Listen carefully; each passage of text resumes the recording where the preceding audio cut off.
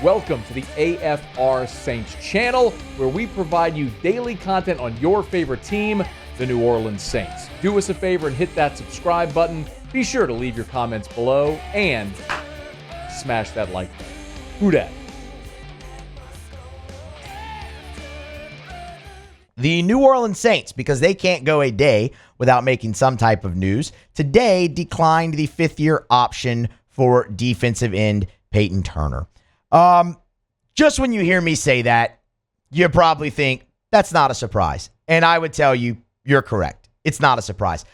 But it's also not a surprise just for the reason that you're thinking. Because immediately your thought is, well, he hasn't been productive. And correct. And we'll get to that. But also, it would have cost the Saints more than $13 million to exercise the 2025 fifth-year option for Payton Turner. And with the direction that the salary cap and the shape that the salary cap is for the New Orleans Saints, that's just not an option for them to do. So for that reason, it makes a lot of sense. Now, for the other reason, which is Payton Turner's career so far in New Orleans, yes, that makes a lot of sense, but it also raises a lot of questions, not only about his future with the franchise, but the defensive end position as a whole.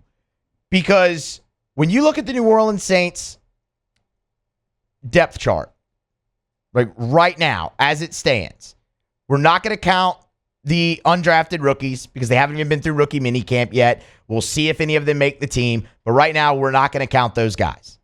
So that leaves you with Carl Granderson, Tano Passanio, Isaiah Foskey, Chase Young, Cam Jordan, Payton Turner, and Nico Lalos. That's 7 guys that we just went through. Of those 7 guys, 3 of them are under contract through 2025. 3.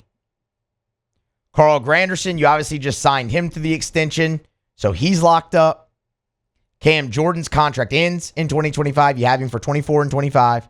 And then Isaiah Foskey's going into the second year of his rookie deal. So obviously, the third year would be 2025. That's it. You signed Chase Young to a 1-year deal, and he's coming off surgery. You don't know what you're going to get there. Tano Passanio's in the final year of an extension for him. Nico Lalos is on a 1-year deal, and we just told you about Payton Turner. So that's kind of the overview. Let's step back a little bit now and look at Payton Turner, and then we can talk more about the need that edge rusher is going to be for the New Orleans Saints. So Payton Turner,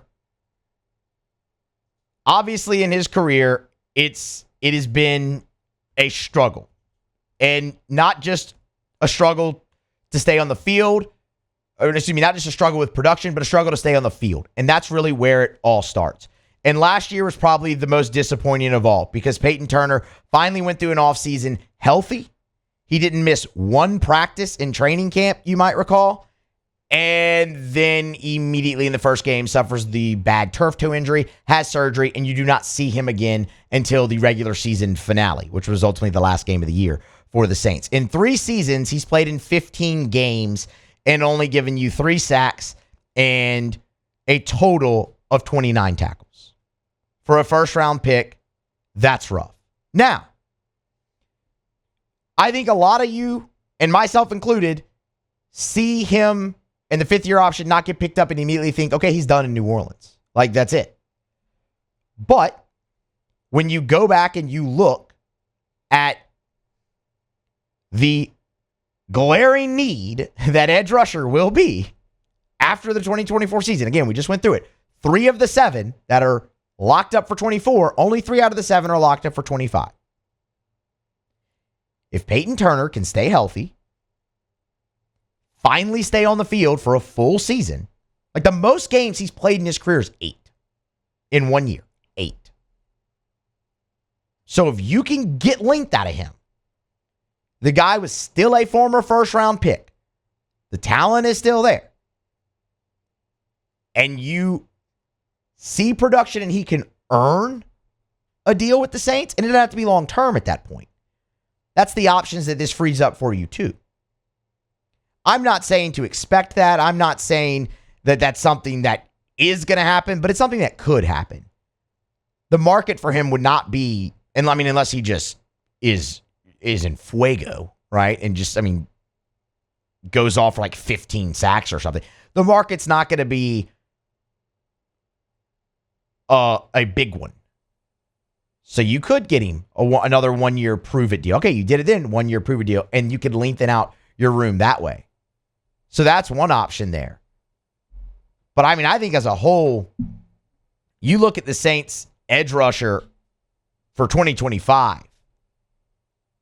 And we talked earlier in the week, we were looking at way too early mock drafts and trying to, pinpoint the Saints' biggest need. And edge rusher was up there. Like, you saw plenty of the mocks we went through. You saw them select edge rusher for the Saints. And that's ultimately why.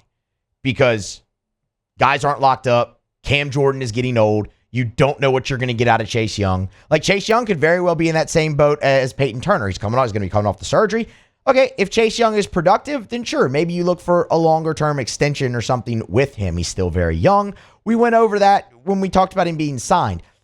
The injury and the surgery threw a wrench in that. So, I mean, going forward, you look at the Saints at that position and you go, wow, of all the needs that they have, and they have plenty. Like, they have plenty. That's what happens when you have a team that's just perpetually dealing with the salary cap like they are, trying to dig out of a hole every year, and is an aging roster. You're going to have a lot of needs. You're going to have a lot of holes. Edge rusher actually might end up being the biggest of those, though. I would like to say this, though, with edge rusher. I'd like to, once again, just kind of commend Carl Granderson. And I would like to commend the Saints for locking him up one more time. We've been through this, but Carl Granderson had one of the more interesting paths. It took him a while.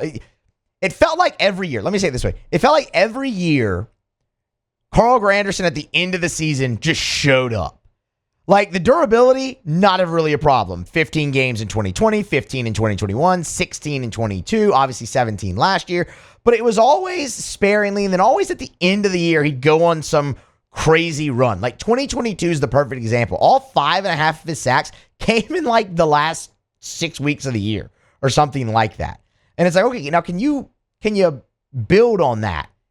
Obviously, he did in 2023, but the Saints could see the potential, and they locked him up. They didn't let what happened with Trey Hendrickson happen with Carl Granderson. So you feel good about a guy in his late 20s being locked up there. So a giant hat tip. It's just, where do you go from there?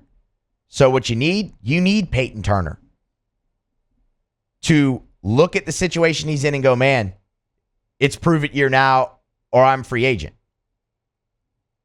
And maybe he has a great year and decides to test free agency anyway.